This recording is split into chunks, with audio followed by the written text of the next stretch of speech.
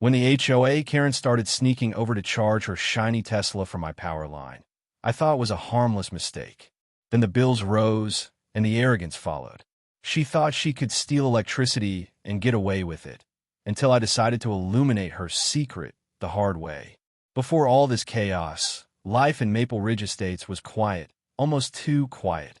My little house sat at the end of a sunlit cul-de-sac, surrounded by trimmed lawns and people who waved only when someone else was watching. I worked from home, paid my dues, and minded my own business. Then there was her, Karen. She wasn't just a neighbor. She was the kind of person who treated every rule as something she created. Her Tesla gleamed brighter than the sun, and so did her sense of entitlement. She strutted around like she owned the entire block, reporting people for grass height and mailbox colors, all while preaching community harmony. Still, I ignored her antics.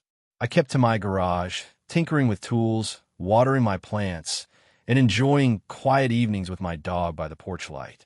Life was simple, predictable, until one morning I noticed my electricity bill had tripled. That's when I learned peace in this neighborhood came with a price, and she just started charging it to me. The next week, my electric bill arrived, looking like I'd been powering a stadium. I laughed at first, maybe a meter glitch, but that night, around 11 p.m., I caught a faint blue glow outside my window. Peeking through the blinds, I froze. There she was, Karen, casually standing beside my side yard meter, her sleek Tesla plugged into an extension cable that ran straight from my outlet. She even hummed while scrolling her phone, like it was the most normal thing in the world. The audacity was almost impressive. I stepped outside and called her name. She jumped, yanked the plug, and stammered, "Oh, I thought this was community power. Everyone shares here, right?" Her smile was pure arrogance. The next morning, I called the HOA. They promised to look into it, but days passed with nothing but silence. Karen, meanwhile, started waving at me each morning, that smug, mocking wave that said, "You can't touch me." That's when I realized this wasn't about electricity. It was about control, and she had just picked the wrong house to mess with. The following week, she did it again. Only this time, she waited until I left for work. My security camera caught it all, her sneaking into my yard, dragging that same orange cord like a snake, plugging in her Tesla for hours. When I showed the footage to the HOA board, they sighed, exchanged looks, and said, "Let's not make this a big deal. Karen's an important committee member." Important committee member? She was robbing me, and they were protecting her. That night, she doubled down. I found tire marks near my charger, footprints in the dirt.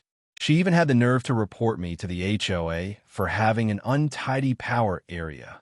Each passing day made it harder to stay calm. I installed better cameras, saved every clip, and started documenting every incident.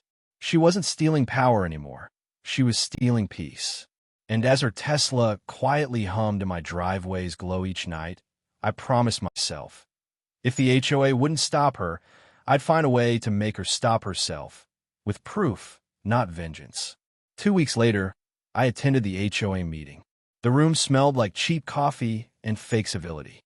Karen sat at the front, chair turned slightly toward the crowd, queen of her little kingdom. When I stood up to present my case, she rolled her eyes. "Oh, please," she said. "It was a misunderstanding. He left his outlet uncovered. I thought it was community access." The room laughed nervously. I pressed play on my phone, the video of her plugging in, humming, and walking away. The laughter stopped. Karen's face went red, then pale. But before anyone could react, the HOA president, her friend, cut in. "Let's move on. This is being blown out of proportion." Blown out of proportion. They didn't care about fairness, just their image. The meeting ended with fake smiles and tighter secrets. But one look at Karen told me she wasn't embarrassed. She was furious. That night, her Tesla was back in my camera's frame. Only this time, I didn't rush outside. I simply watched, recorded, and planned. Because the best way to expose a liar is to let them lie long enough for everyone to see. Through whispers and neighbors' gossip, I learned Karen's perfect image was cracking. She'd overspent. The Tesla lease, HOA parties, luxury furniture, all on credit. And now she was saving every penny, even if it meant stealing from me. She wasn't just arrogant. She was desperate. She used her position in the HOA to shield herself, bending rules, silencing complaints, and acting untouchable. I almost felt sorry for her, almost. But then I saw the smug post she made online. Some neighbors just can't handle success. That was the moment pity turned to resolve. Karen wasn't just stealing electricity. She was draining the community with her entitlement. And I wasn't about to stay powerless any longer. By now, my evidence folder was thicker than the HOA rulebook. Every theft, every video clip, every screenshot of her lies. Neatly dated, labeled undeniable. So when she scheduled another HOA event, a sustainability showcase, of all things, I knew it was time. She parked her Tesla proudly beside the clubhouse, bragging about her green lifestyle. Halfway through her speech, I raised my hand. "Karen," I said evenly, "since you care so much about sustainability, maybe the community should know where your electricity's been coming from." She froze. The projector behind me flickered to life, footage of her sneaking to my meter night after night. The crowd gasped. Phones came out. Cameras flashed. Her voice cracked. "This is harassment." The HOA president tried to intervene, but the damage was done. Neighbors were whispering, angry, betrayed. And when the local paper, tipped off anonymously, published the story the next morning, the HOA couldn't hide behind silence anymore. Karen was forced to pay restitution for the stolen power, fined by the HOA she once controlled, and suspended from her position. Her precious Tesla, towed away for electrical inspection. They said a surge had ruined the battery. Maybe karma had better timing than I did. That night, for the first time in weeks, I turned off my porch light, sat under the stars, and felt the quiet hum of peace return. Karen disappeared from the neighborhood a month later. The HOA replaced her with someone who actually cared about the rules, not controlling them. They even apologized publicly, something I never expected. My bills went back to normal, and my security cameras finally caught nothing but squirrels. Peace, it turned out, wasn't about silence. It was about justice. And the next time I saw a Tesla drive by, I smiled. Not every spark needs revenge.